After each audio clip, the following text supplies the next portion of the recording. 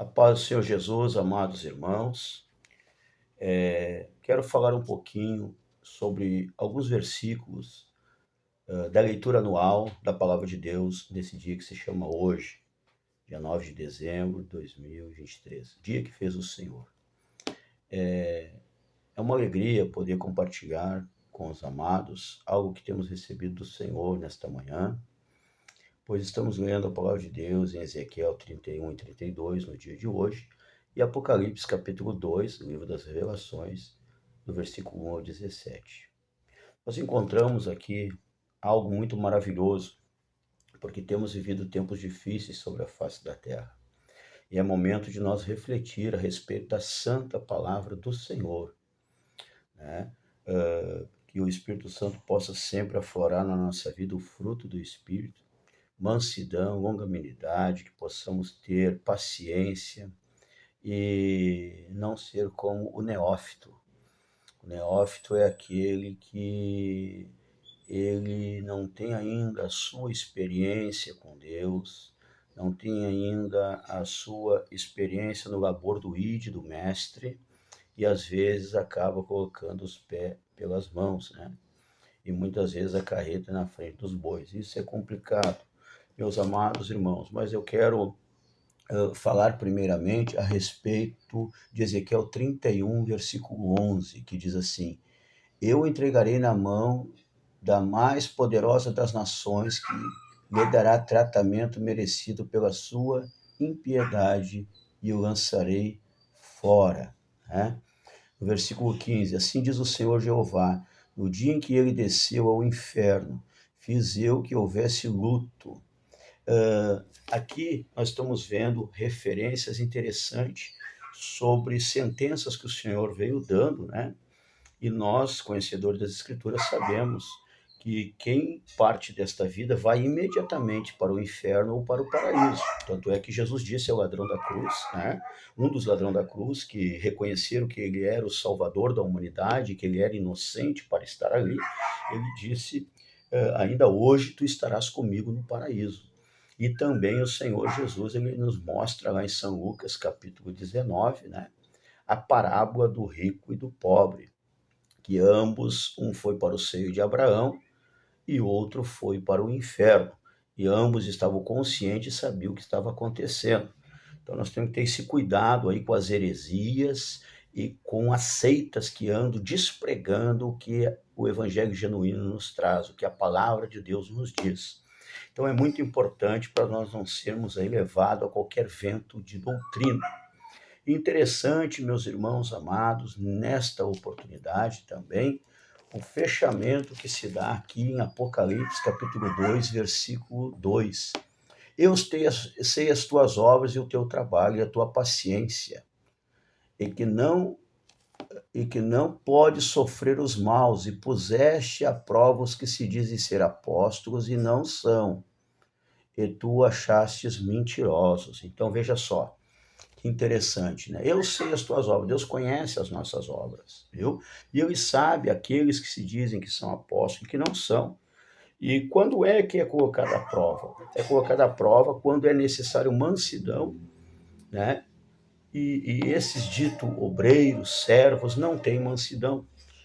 É colocado à prova para ser aprovado ou reprovado esses que se dizem servos do Senhor, mas não sabe trabalhar em grupo, não sabe trabalhar em conjunto, não sabe relevar, ser misericordioso. Porque, meus amados, lembra aquele dia em que Jesus Cristo apagou os nossos pecados. Aquele dia que houve arrependimento profundo da nossa alma, no íntimo do nosso coração. E nós confessamos a Cristo, rasgamos nosso coração na presença do Senhor. Foi tão bom nós recebermos o perdão, a misericórdia. Então, nós temos a oportunidade também de perdoar e ser misericordioso. Deus nos dá essa oportunidade. E todos os dias a palavra nos põe à prova, porque o céu importa que seja conquistado com esforço. Qual é o esforço? De nós carregar a nossa cruz. E qual é a cruz do crente? Obedecer a Deus. E qual é o direito do servo? O servo do Senhor, segundo a Bíblia? Agradar aquele que o alistou para o combate. Então é importante nós entendermos isso. E Em 1 Timóteo, capítulo 3, versículo 6, nós vamos ver algo também que vai fechar. Não neófito, para que, ensoberbecendo-se, não caia na condenação do diabo. E quando é que alguém se ensoberbece? Você vê que a pessoa está na soberba quando ela começa a selecionar para quem ela vai dar a paz do Senhor, por exemplo. Quando a pessoa começa a selecionar com quem ela quer se encontrar no templo, na rua, desviando de alguns e se chegando a outros. Então isso mostra que é neófito. Ainda não aprendeu o que é verdadeiramente ser um servo do Senhor. Pode ter feito a sua confissão, pode até ter recebido um cargo, pode até ter recebido uma posição, digamos assim, na hierarquia, porém, ele ainda não está pronto. E todos os dias a palavra vai colocá-lo à prova. Que bom que ele tenha sua experiência com Deus, que essas pessoas possam realmente se tornar um servo do Senhor. Por isso é importante a leitura anual da palavra de Deus e nós examinar, né? Porque é um pouquinho aqui, um pouquinho acolá, preceito sobre preceito, mandamento sobre mandamento, experiência dos evangelistas, experiência dos apóstolos, experiência dos patriarcas, dos pastores da igreja primitiva, experiências de atos do Espírito Santo através dos apóstolos no livro de Atos, né? Com Deus, com o Espírito Santo, que é Deus também. Então, meus irmãos, esta é a diferença de nós podermos estar na graça, na misericórdia, do amor do Senhor. E este é o segmento para o fim já da leitura anual. E eu parabenizo você que está lendo a palavra de Deus em um ano, juntamente conosco. No dia 31 de dezembro, eu quero que você mande para nós que você concluiu a leitura, para nós preparar um certificado e queremos lhe honrar, lhe chamar na frente, num culto, lhe entregar o certificado de que você leu a Bíblia em um ano. Mas é importante ler, examinar, estudar, guardar na tábua do coração, porque na hora da adversidade o Espírito Santo vai te trazer em mente. Principalmente para nós líderes obreiros. Nós não temos o direito de maltratar os nossos irmãos. Nós não temos o direito de ser áspero com os nossos irmãos. Nós precisamos pregar a verdade com firmeza, com clareza, mas com muito amor, porque Jesus veio buscar e salvar o que se havia perdido. E Ele quer que nós, através do nosso testemunho, venhamos ganhar até os contradizentes. Você já viu aquelas pessoas que ficam de blá, blá, blá, blá, blá, blá, blá, blá? Essas são as murmurações, que dá um outro estudo para um outro dia. E nós temos aí Miriam, né, que murmurou, se levantou, o próprio Arão, que foi enterrado nu, perdeu as suas vestes sacerdotal e foi sepultado nu. A própria Miriam, que através da sua murmuração, do seu levante, ela travou a obra do Senhor. Israel teve que parar, teve que deixar de marchar para esperar Deus tratar com ela, esperar ela ficar curada da lepra.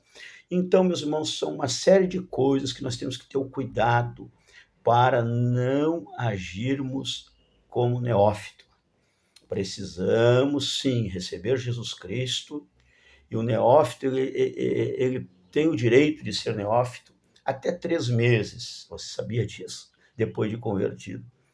Depois disso, ele já precisa aprender as Sagradas Escrituras, de como se comportar como um verdadeiro servo de Deus, né? Com mansidão, trabalhando em conjunto, porque ninguém faz nada sozinho. É trabalhando em grupo, trabalhando em conjunto.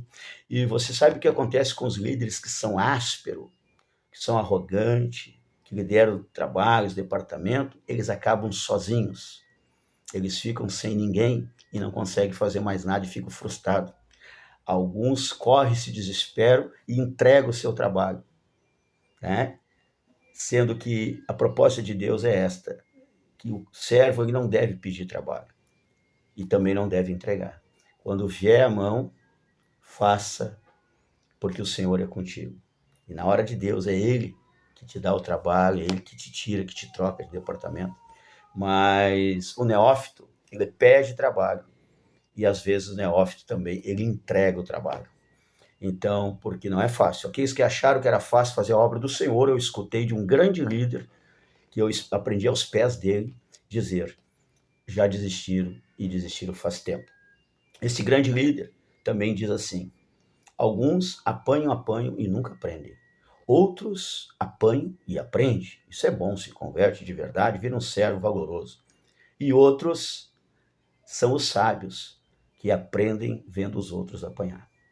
Que Deus te abençoe com as mais ricas bênçãos dos céus e que possamos juntos fazer o ide do Mestre, porque Ele é o dono da obra e ai de nós, se nós escandalizar aqueles que querem entrar no caminho, ou se nós impedirmos aqueles que querem entrar no caminho.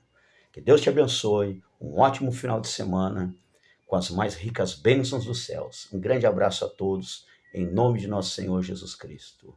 Até logo mais. Hoje à noite, temos na nossa Família da Fé, Chácara Barreto, culto distrital da juventude. E, inclusive, o pregador que vai estar hoje ali foi um milagre de Deus. Alguém tinha dito, ele não vai viver, ele vai morrer, está com tuberculose. E nós, inclusive, fomos lá na casa dele orar por ele. E a igreja toda, nós colocamos a igreja toda na época em oração por ele. E alguém disse assim, olha, tome cuidado, ele já está nos pés da égua, se fosse o senhor nem iria lá. Porque ele está com tuberculose, é contagioso. E aí Deus deu graça, Deus ouviu a oração da igreja, e o homem hoje, isso já foi lá em 2008, vai estar pregando ali. E esse que fez essa falácia já não está mais na terra dos viventes, né? Porque Deus é assim, Ele trabalha desta forma, desse jeito. Um grande abraço, Deus abençoe a todos, em nome de Jesus.